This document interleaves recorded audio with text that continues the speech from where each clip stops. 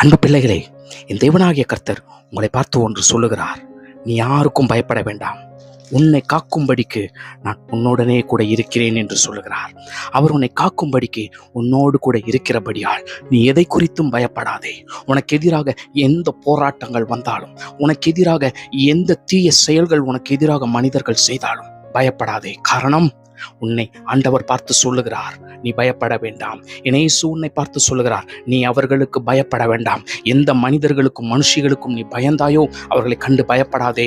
உன்னை காக்கும்படி நான் உன்னோடு கூட இருக்கிறேன். உன் சத்துருக்களின் மத்தியிலே நான் உன்னை உயர்த்துவேன். உன் சத்துருக்கள் உன்னை கண்டு பயந்து அஞ்சி நடுங்கி ஓடுவார்கள் என்று தேவன் சொல்லுகிறார். காரணம், அவர் உனக்கு முன்பதாக கடந்து சொல்லுகிறார்.